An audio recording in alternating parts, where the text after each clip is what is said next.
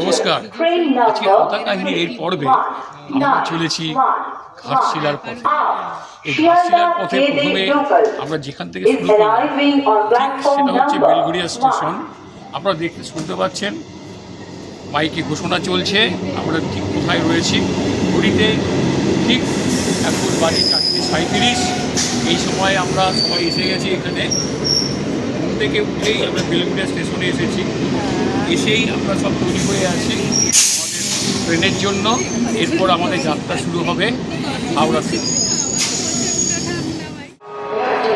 অবশেষে আমরা হাওড়া স্টেশনে এসে পৌঁছেছি 18 নম্বর প্ল্যাটফর্ম। এই 18 নম্বর প্ল্যাটফর্ম থেকে আমাদের জনশতাব্দী এক্সপ্রেস ছাড়বে। আমরা ঘুরিয়ে দেখতে পাচ্ছেন 6:19 হয়ে গেছে। লোকজন কম্পার্টমেন্টে ঢুকে গিয়ে সবাই বসে পড়েছে। এইবার ধীরে ধীরে আমরা এগিয়ে যাব ঘাটশিলার পথে। আসুন দেখতে থাকি কোথায় আমরা যে উপস্থিত। অবশেষে আমরা ঘাটশিলা এসে পৌঁছালাম। এই ঘাটশিলা এসে আমরা যে ট্রেনটা এসেছিলাম আপনারা দেখতে পাচ্ছেন সেই ট্রেনটা জনশতাব্দী এক্সপ্রেস। এই জনশতাব্দী এক্সপ্রেস আমাদেরকে এই ঘাটশিলা স্টেশনে রেখে অবশেষে ধীরে ধীরে এগিয়ে চলেছে তার নিজের দিকে। আমরাও এবার এগিয়ে যাব আমাদের গন্তব্যস্থলে আরণ্যক রিসোর্ট। ওই আরণ্যক রিসোর্টে যাওয়ার পথে আমরা কিছু কিছু দৃশ্য আপনাদের দেখাবার চেষ্টা করব। এখানে দেখতে পাচ্ছেন বহু মানুষ তারা ঘাটশিলা এসছে এই ছুটির মধ্যে। তারা এই ঠান্ডার মধ্যে এটা উপভোগ করার বিষয় রয়েছে। এই উপভোগটা করতে গেলে তাদের এই ঘাটশিলা আসতে হবে। দারুণ প্রাকৃতিক পরিবেশ, চারিদিকে গাছপালা ভর্তি, তার মাঝখানে মানুষ ঘাটশিলায় এসে তাদের যে আনন্দ, সে আনন্দ তারা প্রকাশ করবে কীভাবে সেটা দেখার জন্য আপনাদের মন নিশ্চয়ই একটু ছটফট করছে। এই ছটফটানি ভাবটা আপনাদের থাকুক। আর আমরাও থাকি এই ঘাটশিলাতে মাত্র 2 দিনের জন্য। এরপরে আমরা এবার গাড়ি করে সোজা আরণ্যক রিসোর্টে তাহলে যাওয়া যাক। তাহলে আমরা ঘাটশিলা এসে পৌঁছেছি। এবার আমরা একটু ঘুরতে যাব। কিসে করে যাব আপনারা দেখতে পাচ্ছেন আমাদের অটো দাঁড়িয়ে রয়েছে। আর অটোর মালিক, তোমার নাম কি? দেবাংশু নামাতা। আচ্ছা, তুমি কোথায় থাকো? তোমার গ্রামের নাম? গ্রাম হচ্ছে দীঘা। আচ্ছা, দীঘা। এখানে দীঘা নাম আছে? হ্যাঁ, গ্রামের নাম দীঘা। আচ্ছা, আরণ্যকের সামনে বাড়ি। আচ্ছা আচ্ছা, আমরা রিসোর্ট আরণ্যকে যাব। কিন্তু তার আগে আরণ্যকে যাওয়ার আগে ও আমার কিছু কিছু জায়গায় নিয়ে যাবে। সেই জায়গাগুলোর এখন বলো না? যেমন বিভূতিভূষণের বাড়ি হলো, আচ্ছা, রামকৃষ্ণ মিশন হবে, আচ্ছা, রাতমোহনা হবে, আর আপনার ফুলডুবুরি পাহাড় হবে, রংপুরিমার মন্দির। এগুলো যাওয়ার পথে আমরা করে নিয়ে এবার আরণ্যকে চলে যাবো। আচ্ছা, তারপরে আমরা আরণ্যকে ঢুকবো। ঢুকে এবার বিশ্রাম করে তারপর আবার তুমি আমাদেরকে আমরা সেকেন্ড হাফে বেরোবো লেক আর থারাগির ওয়াটারফল। আচ্ছা, আচ্ছা, যেতে যেতে আমাদের তাহলে অনেকগুলো জায়গা আমরা যেতে পারবো। এবং কালকে ফেরার পথে আমরা যেগুলো বাকি থাকবে তার মধ্যে কিছু কিছু জায়গা আমরা দেখে নিতে পারবো। আর তোমার ফোন নাম্বারটা বলে দাও। হ্যাঁ, আমার ফোন নম্বর হচ্ছে 9631818765। আচ্ছা, তাহলে শুভাংশুর ফোন নাম্বারটা আমরা পেলেন। এবার আমরা এগিয়ে যাচ্ছি ধীরে ধীরে। তারপর আমরা যেই জায়গাগুলো আমরা যাবো সেই জায়গাগুলো আমরা দেখব এবং তার যদি কোনো মাহাত্ম্য থাকে, কোনো কাহিনী থাকে, সেটা ওর কাছে আমরা জেনে নেব। ঘাটশিলা ঘুরতে এসে প্রথমে যে আমরা যে জায়গাটা এসছি সেই জায়গাটার কথা আমরা শুনবো আমাদের অটো চালকের কাছে। তুমি আমাদের কোথায় নিয়ে এসছো? আমরা চলে এসেছি এখন ঘাটশিলার রামকৃষ্ণ মিশন। হ্যাঁ, আচ্ছা, এটা তুমি কি জানো এটা কবে প্রতিষ্ঠিত হয়েছিল? বা এটা আমার জানার হিসাবে বলবো যে অনেক আগে, আমার জন্ম হয়নি তখন অনেক আগের এটা।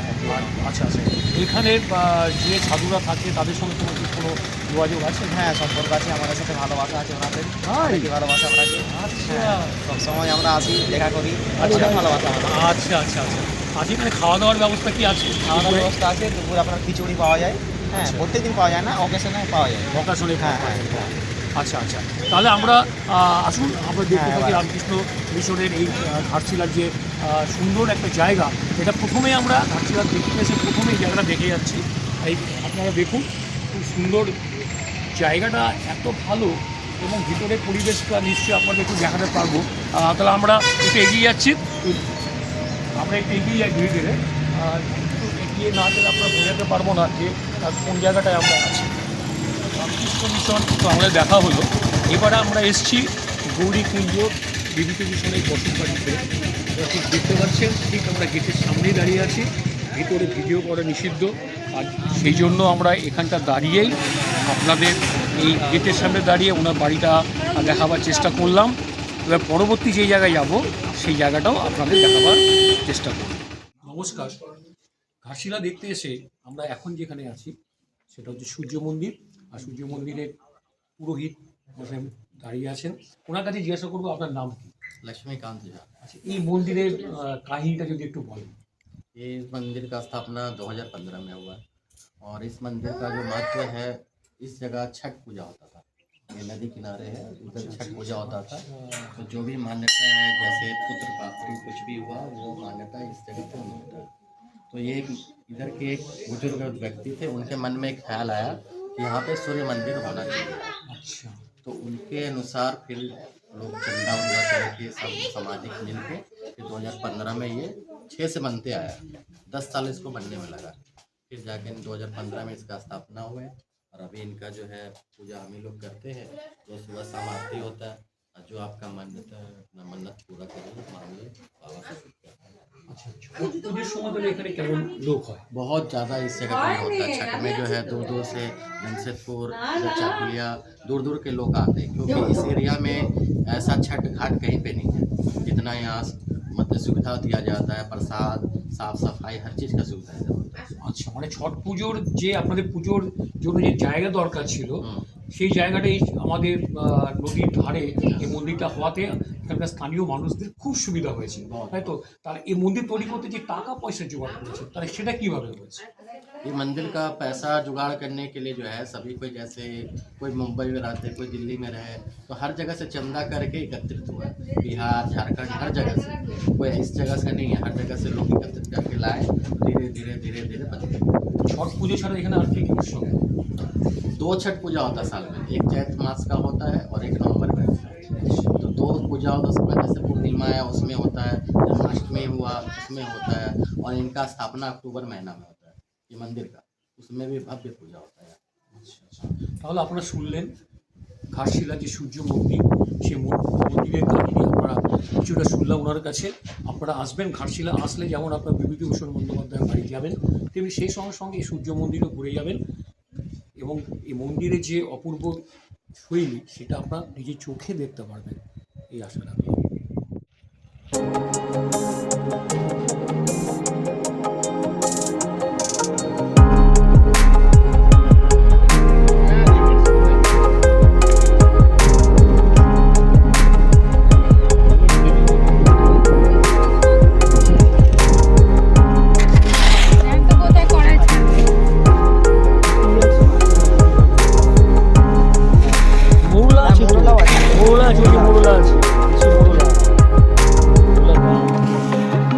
আমরা ঠিক রয়েছি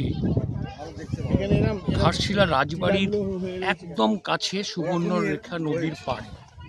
এই সুবর্ণরেখা নদী আমরা দেখেছি সূর্য মন্দিরের কাছে, এইবার আমরা এসেছি ঠিক ঘাটশিলা রাজবাড়ির কাছে। আপনারা শুধু এই দৃশ্যটা দেখুন, কি এই যে ঘাট, এই ঘাট নেমে গেছে সুবর্ণরেখা নদীর পাড় ঘেঁষে একদম নিচ অব্দি, এবং আপনারা দেখতে পাচ্ছেন টিলা, নদীর উপরে বিভিন্ন বড় বড় টিলা, তার মাঝখানে মাঝখানে জল, এবং তার পিছন দিকটায় পাহাড়। আর কি রয়েছে? আর হচ্ছে অগন্তি ছোটদের স্নান। এই জলের মধ্যে তারা স্নান করছে। বহু মানুষ আজকে এখানে এসেছে। কি সুন্দর একটা অসাধারণ পরিবেশ। আপনারা যখন ঘাটশিলা আসবেন সময় করে এই জায়গায় এসে একটু বসে থাকবেন, আমার মনে হয় আপনারা অনেক অনেক কিছু আপনারা উপলব্ধি করতে পারবেন। শিলা রাজবাড়ির কথা বলছিলাম, সেই রাজবাড়ির কাছাকাছি একজন মানুষের সঙ্গে দেখা, তার কাছে শুনে নেব এই রাজবাড়ির কাহিনী আর এই যে সুবর্ণরেখা নদী তার একটু কিছুটা কাহিনী। আপনার নাম কি? আমার নাম লীলাবতী। লীলাবতী, আপনি এই যে রাজবাড়ি, না, আমরা এখানে বাসিন্দা। আপনার এখানে বাসিন্দা। হ্যাঁ। এই রাজাদের কি আপনি দেখেছেন কোনোদিন?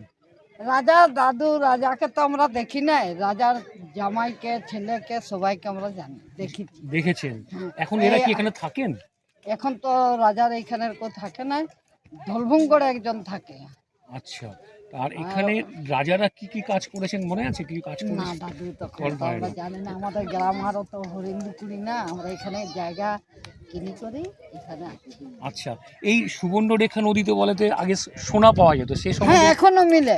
এখনো মেলে? হ্যাঁ এখনো সোনা পাওয়া যায়? হ্যাঁ পাওয়া যায়। ভাই আপনার কানের মধ্যে যেটা কি এখানে নদীর সোনা দিয়ে তৈরি? না দাদা, এগুলা তো সিটি গোল্ড। সিটি গোল্ডের। এখানে আমরা গরিব লোক, আমরা কি- সুবর্ণরেখা নদীর ও দাদা। সোনা দিয়ে ওরা কানে তৈরি নয়, এটা হচ্ছে পুরোটা সিটি গোল্ডের। তাই এখনো এখানে সোনা পাওয়া যায়? হ্যাঁ মিলে মিলে। মিলে কি করে পাওয়া যায় আমাদের যদি বলে দেন? ওরা একটা একটা ডঙ্গা নৌকা আছে ছোট, আচ্ছা মানে কাঠের, আচ্ছা, ওইগুলা দিয়ে দিন ভরে এতটা সোনা মিলে। মিলে ওরা কি ছেকে ছেকে তোলে জলটার মধ্যে? বালুগুলাকে তুলে বালুগুলোকে তোলে। খুব ধোয়া ধুই করে, আচ্ছা, করার পরে এতটুকু সোনা মিলে।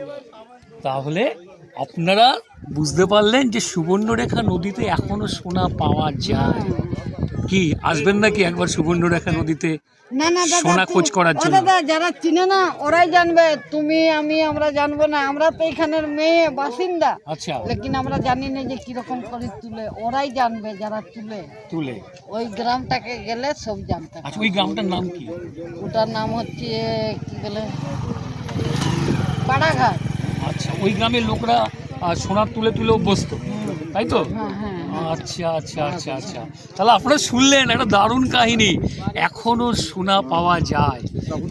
কি তাহলে কি বলেছিলাম, সুবর্ণরেখা সোনা পাওয়া যায়, আপনারা আসুন সোনা নিয়ে যান। সুবর্ণরেখা নদীর ধার ধরে রাজবাড়ি হয়ে আমরা এসছি এখন চিত্রকূট পাহাড়ে। এই চিত্রকূট পাহাড়ে কি আছে? এই চিত্রকূট পাহাড়ে রয়েছে একটি শিবের মন্দির। আমরা এই সিঁড়ি ধরে ধরে উঠে যাচ্ছি, আপনারা দেখতে পাচ্ছেন সিঁড়িগুলো খুব সুন্দর। আর এই সিঁড়ি ধরে ধরে আমরা ধীরে ধীরে উঠে যাচ্ছি শিবের মন্দিরের কাছে। আমাদের সঙ্গে যারা ছিলেন তারা আগে উঠে গেছে।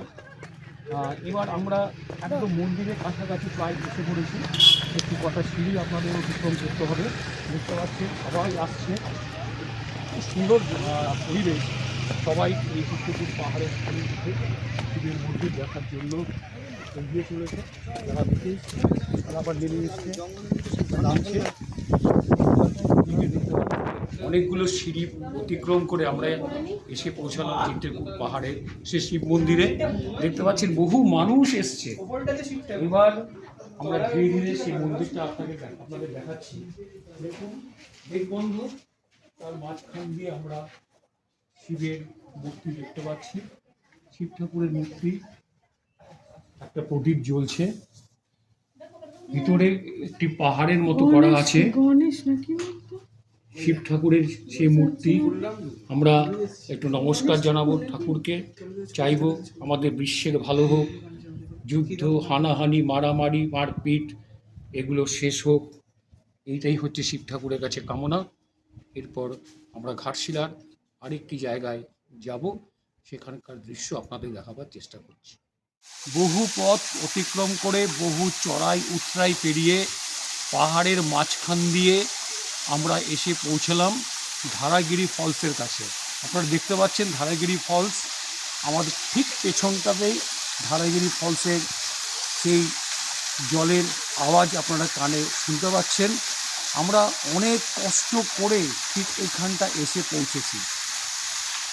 আপনারা সেই জলের আওয়াজ যেমন শোনাতে পারছি, তেমনি বহু মানুষ যে আসছে তাদের ছবিও আমরা এখানে দেখতে পাচ্ছি।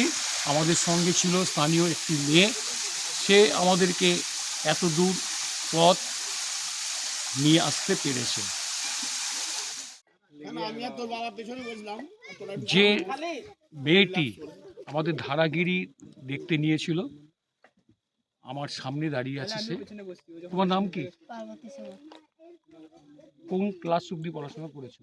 5 ক্লাস 5, তারপর আর যাইনি স্কুল। কেন যাওনি? যাতে মন করে। যাতে মন করেনি। তুমি কি এই কাজ করে আনন্দ পাও? হ্যাঁ, কত টাকা আয় হয় এক এক দিনে? কোনোদিন 200, কোনোদিন 300, কোনোদিন 60 টাকায়। তোমার মা বাবা কি করে? মা বাড়িতে থাকে, বাবা বাড়ির কাজে গেছে। বাড়িতে কাজে আছে। ভাই বোন? ভাই বোন বাড়িতে থাকে, ভাই থাকে, বোন কটা ভাই? একটা ভাই, 4 বোন আমরা। 4 বোন। 4 বোন, 4 বোন কি পড়াশোনা করে? না, এক বোন যায় আর আমরা যাইনি, 4 বোন। তুমি কি বড় সবার চেয়ে? হ্যাঁ। তুমি সবার চেয়ে বড়। হ্যাঁ। আচ্ছা, তা তোমাদের কষ্ট কিভাবে কষ্ট হয়, মানে কিসের জন্য তোমাদের কষ্ট, তুমি কাজ করছো কেন? আমরা সবর তো জন্য আমরা কষ্ট বেশি। তোমরা সবর বলে কষ্ট বেশি, তাই তো? তোমরা সবর থেকে তোমাদের মধ্যে পড়াশোনা করে কেউ বড় হয়েছে, চাকরি করছে এখন, তাদের মধ্যে কেউ আছে? জানি না। তুমি জানো না, কোনো খোঁজ নাও না? না, না। শুনলেন ওর কাহিনী। ও আজকে আমাদের ধারাগিরি, তাই তো, ধারাগিরি ফলস দেখাতে নিয়ে গেছিল, তাদের কাহিনী আপনারা শুনতে পারলেন। আসুন তাদের দিকে একটু হাত বাড়িয়ে দিই। যেমন পুরুলিয়া পাখি পাহাড়ে বহু মানুষ গাইডের কাজ করছে, এরাও ঠিক সেই গাইডের কাজ করে কিছু ইনকাম করছে। আপনারা এদেরকে এড়িয়ে যাবেন না, এদের হাত ধরেই একটু করে এগিয়ে যান ধারাগিরি ফলসের কাছে। ধারাগিরি ফলস তো হলো, এইবার কোথায় যাওয়া যায় এটা ভাবতে ভাবতে আমাদের যে অটো ড্রাইভার ছিল তাকে বললাম অন্ধকার তো হয়ে গেছে, এবার আমাদের কোথায় নিয়ে যাবে? বলছে এবার আপনাদের নিয়ে যাব বুরুডি লেক। ঘাটশিলা এসে বুরুডি লেকে কেউ দেখেনি, অথবা বুরুডি লেকের বুকে যে নৌকাগুলো রয়েছে তাতে চড়েনি, তাদের কাছে কিন্তু মানে ঘাটশিলা আসাটা একটা কেমন যেন হয়ে যাবে। তা আমরা যখন এসে পৌঁছালাম তখন দেখছি বুরুডি লেকের পাশে এই নৌকাগুলো রয়েছে, কিন্তু তার মাঝিরা কোথায় গেল? মাঝিদের আর খুঁজে পাওয়া গেল না, তারা যে যার মতো চলে গেছে, কেননা ছটায় বন্ধ হয়ে যায়। তাই আজকে আমরা এই অসাধারণ একটা জায়গায় পাহাড়ের কোলে আমাদের যে নৌকো চড়ার যে ইচ্ছেটা ছিল সেটা আর হলো না, কিন্তু যেটা হলো এইখানে একটা যে অসাধারণ দৃশ্য, চারিদিকে পাহাড়, তার মাঝে এই বুরুডি লেক, এটা কিন্তু আপনারা কেউ আসতে ছাড়বেন না, অবশ্যই দেখা চাই বুরুডি লেক।